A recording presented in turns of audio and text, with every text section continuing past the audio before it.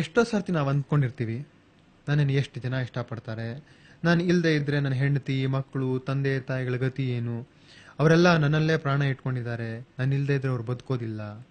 ಹೀಗೆ ಈ ನಂಬಿಕೆಯಿಂದಾನೇ ನಮ್ಮ ಜೀವನದ ಹೋರಾಟ ನಡೀತಾ ಇರುತ್ತೆ. ಆದರೆ ಅದರ ಸತ್ಯನೇ ಬೇರೆ. ಒಂದು ಸಲ ಒಬ್ಬ ಗುರು ಮತ್ತು ಶಿಷ್ಯನ ನಡುವೆ ಒಂದು ವಾಗ್ವಾದ ನಡೀತು. ಗುರು ಶಿಷ್ಯನಿಗೆ ಜಗತ್ತು ಕೇವಲ ಒಂದು ಥರದ ಭ್ರಮೆ, ದೇವರೊಬ್ಬರನ್ನ ಬಿಟ್ಟು ನಿನ್ನನ್ನು ನಿಜವಾಗಿ ಪ್ರೀತಿಸೋರು ಯಾರೂ ಇಲ್ಲಪ್ಪ ಅಂತ ಶಿಷ್ಯನಿಗೆ ಹೇಳ್ದ. ಶಿಷ್ಯನ ವಾದ ಇದು. ನಿಮಗೆ ಗೊತ್ತಿಲ್ಲ ಬಿಡಿ, ನನ್ನ ಹೆಂಡತಿ ನಾನು ತುಂಬಾ ಪ್ರೀತಿಸ್ತಾಳೆ. ನಮ್ಮ ತಾಯಿಗೆ ನಾನಿಲ್ಲದೆ ಇದ್ರಂತೂ ಆಗದೇ ಇಲ್ಲ. ನನ್ನ ಮಕ್ಕಳು ಕೂಡ ನನ್ನ ಚೆನ್ನಾಗಿ ಗೌರವಿಸ್ತಾರೆ. ನನ್ನ ವ್ಯಾಪಾರದ ಪರಿಸ್ಥಿತಿ, ನನ್ನ ಹಣಕಾಸು ಎಲ್ಲ ತುಂಬಾ ಚೆನ್ನಾಗಿದೆ. ಹೀಗಿರುವಾಗ ಇದು ಕಲ್ಪನೆ ಹೇಗಾಗುತ್ತೆ ಸ್ವಾಮೀಜಿ? ನಿಮ್ಮ ಹೆಂಡತಿ ಪ್ರೀತಿ, ನಿಮ್ಮ ತಾಯಿ ಪ್ರೀತಿ, ನಿಮ್ಮ ಮಕ್ಕಳ ಗೌರವ ಇವೆಲ್ಲ ಭ್ರಮೆ. ಇದು ಭ್ರಮೆ ಹೇಗಾಗುತ್ತೆ ಸ್ವಾಮೀಜಿ? ಪ್ರತಿದಿನ ನಡೆಯೋದನ್ನ ಯಾರಾದ್ರೂ ಕಲ್ಪಿಸ್ಕೊಂಡು ಹೇಳಕ್ಕಾಗತ್ಯಾ? ನಾನು ಇಷ್ಟು ದಿವಸ ಅವ್ರ ಜೊತೆಲಿ ಇದ್ದೀನಿ. ಯಾರ್ಯಾರು ಏನೇನು ಅಂತ ನನಗೆ ಚೆನ್ನಾಗಿ ಗೊತ್ತಿದೆ ಸ್ವಾಮೀಜಿ. ಇದನ್ನೆಲ್ಲ ಕಲ್ಪನೆ ಭ್ರಮೆ ಕನಸು ಅಂತ ಹೇಳಕ್ಕಾಗಲ್ಲ ಬಿಡಿ ಸ್ವಾಮಿ.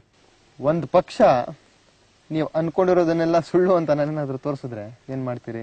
ಹಾಗೇನಾದ್ರೂ ಆದ್ರೆ ನಾನು ಖಂಡಿತ ನಿಮ್ಮಿಂದ ಬಂದ್ಬಿಡ್ತೀನಿ ಸ್ವಾಮೀಜಿ. ಖಂಡಿತವಾಗಿ? ಖಂಡಿತ. ಚೆನ್ನಾಗಿ ಯೋಚನೆ ಮಾಡಿ ಸನ್ಯಾಸಿ ಆಗ್ಬೇಕಾಗತ್ತೆ. ಆಗ್ಲಿ ಬಿಡಿ ಸ್ವಾಮೀಜಿ.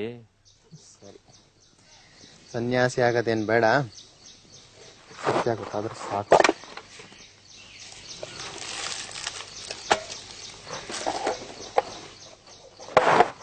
ನೋಡಿ, ಇದನ್ನ ತಗೊಳ್ಳಿ. ಇದನ್ನ ಮನೆಗೆ ಹೋದ್ಮೇಲೆ ತಗೊಂಡ್ರೆ ನೀವು ಸತ್ ಹಾಕಿ ಮಲ್ಕೊಂಡಿರ್ತೀರಿ, ಆದ್ರೆ ಸತ್ತಿರೋದಿಲ್ಲ. ನೀವು ಸತ್ತಿದಿರಿ ಅಂತ ಗೊತ್ತಾದ್ಮೇಲೆ ನಿಮ್ ಮನೆಯಲ್ಲಿ ಯಾರ್ಯಾರು ಯಾವ್ಯಾವ ರೀತಿ ನಡ್ಕೊಂತಾರೆ ಅನ್ನೋದು ನಿಮ್ಗೆ ಕೇಳಿಸುತ್ತೆ. ಸರಿಯಾದ ಸಮಯಕ್ಕೆ ನಾನು ಬರ್ತೀನಿ ಅಲ್ಲಿಗೆ. ಆದ್ರೆ ಇದರಿಂದ ಏನು ತೊಂದರೆ ಇಲ್ಲಲ್ಲ ಸ್ವಾಮೀಜಿ? ಜೀವಕ್ಕೆ ಏನು ಭಯ ಇಲ್ಲ. ಯಾಕೆಂದ್ರೆ ನನಗೆ ಇನ್ನು ಮುಂದೆ ಬೇಕಾಷ್ಟು ಜವಾಬ್ದಾರಿಗಳಿದೆ ಸ್ವಾಮೀಜಿ. ಪರವಾಗಿಲ್ಲ, ಏನು ಹೆದರ್ಕೋಬೇಡಿ, ಹೋಗ್ಬಿಟ್ಟು ಬನ್ನಿ. ನಾನು ಸರಿಯಾದ ಸಮಯಕ್ಕೆ ಬರ್ತೀನಿ. ಆಯ್ತು ಸ್ವಾಮೀಜಿ, ನಾನು ಬರ್ತೀನಿ. ನಮಸ್ಕಾರ. ಗುರು ಕೊಟ್ಟಂಥ ಔಷಧಿಯನ್ನ ತೆಗೆದುಕೊಂಡು ಶಿವಪ್ಪ ಮಲಗಿಕೊಂಡ. ಅವನು ಸತ್ತು ಹೋಗಿದ್ದಾನೆ ಅಂತ ಅವರ ಮನೆಯಲ್ಲಿ ಎಲ್ಲರೂ ದುಃಖ ಪಡ್ತಾ ಇದ್ದಾರೆ. ನಾನೇನ್ ಮಾಡ್ಲಿ? ಸಮಾಧಾನ ಮಾಡ್ಕೊಳೆ ತಾಯಿ, ಸಮಾಧಾನ ಮಾಡ್ಕೊ. ನನ್ ಕರ್ಮ ಇನ್ನ ಸವಲಿಲ್ಲ, ನಾನ್ ಪಾಪಿ. ಆ ದೇವ್ರು ನನ್ನ ಕರ್ಕೊಳಕ್ ಬದಲು ನನ್ ಮಗನ್ನ ಕರ್ಕೊಂಡ್ಬಿಟ್ಟಿದ್ದಾನೆ. ಪಾಪಿ ಮುಂಡೆ ಮಗ.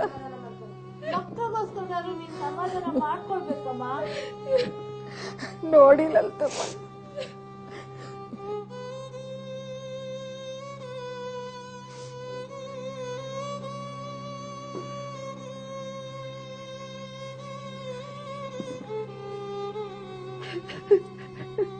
ಸ್ವಾಮಿಗಳೇ ನೋಡಿ ಅನ್ಯಾಯನ. ಬೆಳಿಗ್ಗೆ ಚೆನ್ನಾಗೇ ಇದ್ದ, ಎಲ್ಗೋ ಹೋಗ್ ಬಂದ, ಆಮೇಲೆ ಮಲಗ್ಕೊಂಡ, ಆಮೇಲೆ ಈಗ ಹೋಗ್ಬಿಟ್ಟ. ಶಿವಣ್ಣ ಇನ್ನು ಸತ್ತಿಲ್ಲ, ಬದುಕಿದ್ದಾರೆ. ಹಾಗಾದ್ರೆ ನನ್ ಗಂಡನೇ ಹಾಗಾದ್ರೂ ಉಳಿಸಿರಿ. ಆದ್ರೆ ಇವ್ರನ್ನ ಉಳಿಸೋದ್ರಲ್ಲಿ ಒಂದು ಕಷ್ಟ ಇದೆ. ಏನದು ಗುರುಗಳೇ?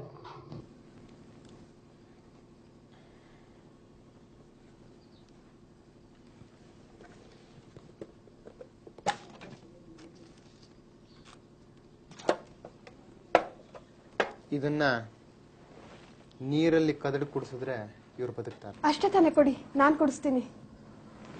ಅಲ್ಲೊಂಚೂರು ನೀರು ಕೊಡಿ.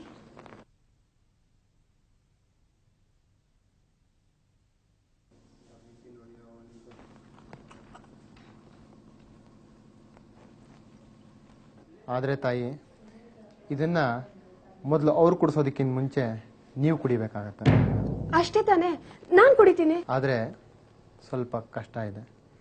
ಇದನ್ನ ಮೊದಲು ನೀವು ಕುಡಿದ್ರೆ ನೀವು ಸಾಯ್ತೀರಿ, ಆಗ ಮಾತ್ರ ಅವ್ರು ಬದುಕ್ತಾರೆ. ಒಂದು ಜೀವ ತಗೊಂಡ್ಮೇಲೆನೆ ಇನ್ನೊಂದು ಜೀವ ಕೊಡೋದು ಈ ಔಷಧಿಯ ಸತ್ವ. ಈಗ ಹೇಳಿ, ಕುಡಿತೀರಾ? ಯಾಕೆ ತಾಯಿ, ನೀವು ಕುಡಿಯೋದಿಲ್ವಾ? ನಿಮ್ಮ ಗಂಡನ ಬದುಕಿಸ್ಬೇಕು ಅಂತ ನಿಮ್ಗೆ ಇಷ್ಟ ಇಲ್ವಾ?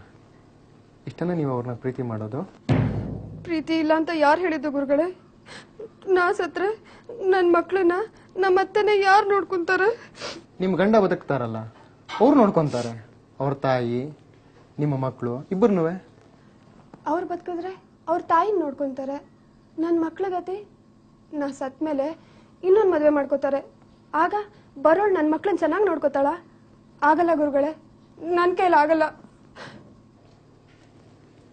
ಶಿವ, ಇದೇ ಸತ್ಯ. ಗುರುಗಳೇ, ಇದನ್ನ ನಮ್ಮ ಅತ್ತೆನೇ ಕುಡಿಲಿ.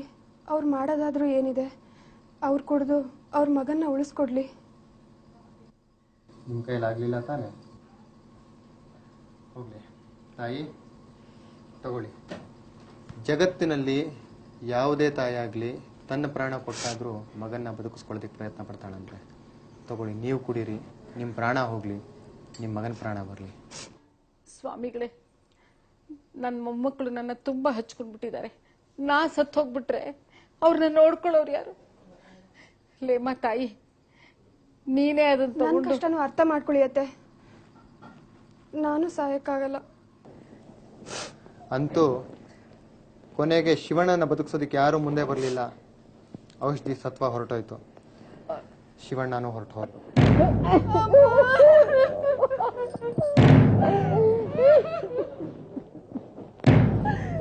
ಬನ್ನಿಪ್ಪ, ಇನ್ನತ್ತು ಪ್ರಯೋಜನ ಇಲ್ಲ, ತಗೊಂಡು ನಡೀರಿ.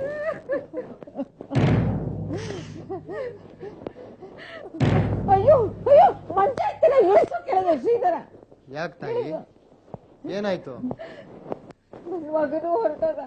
ನನ್ ಗಂಟೆ ನೆನಪಾಗದು ಒಂದೇ ಇರೋದು. ತಾಯಿ, ಮಗನೇ ಹೋದ್ಮೇಲೆ ಇನ್ ಮಂಚಕ್ಕೆ ಯಾಕೆ ಒದ್ದಾಡ್ತೀರಿ? ತಗೊಂಡ್ ಬನ್ರಪ್ಪ, ಬನ್ನಿ.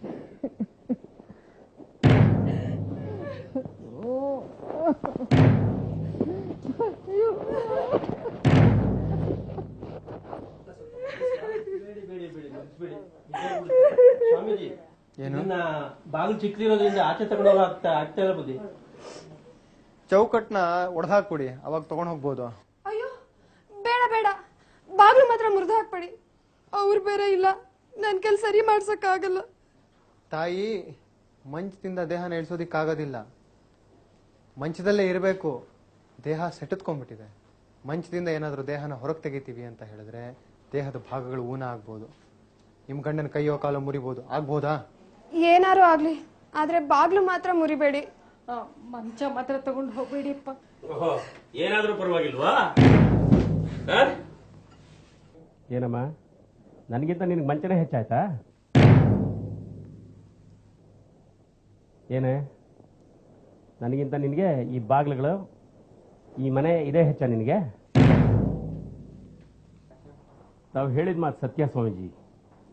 ಎಲ್ಲರೂ ತಮ್ಮ ಸ್ವಾರ್ಥಕ್ಕೋಸ್ಕರವಾಗಿ ಇನ್ನೊಬ್ಬರನ್ನು ಪ್ರೀತಿ ಮಾಡ್ತಾರೆ. ಸತ್ಯ ಏನು ಅಂತ ನನಗೆ ಈಗ ಚೆನ್ನಾಗಿ ಗೊತ್ತಾಯ್ತು.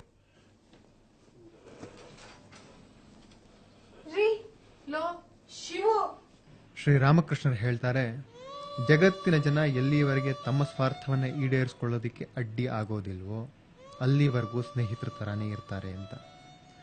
ಸಾಧಕ ಅಂತ ಅನ್ನಿಸ್ಕೊಂಡವನು ತನ್ನ ಜೀವನದ ಘಟನೆಗಳನ್ನು ಸರಿಯಾಗಿ ವಿಶ್ಲೇಷಣೆ ಮಾಡಿ, ದೇವರು ಮಾತ್ರ ನನ್ನ ಸ್ವಂತವನು, ನಿಜವಾಗಿ ನನ್ನನ್ನು ಪ್ರೀತಿಸೋನು ಅಂದ್ರೆ ಅವನು ಒಬ್ಬನೇ ಅಂತ ಅರ್ಥ ಮಾಡ್ಕೊಳ್ತಾನೆ.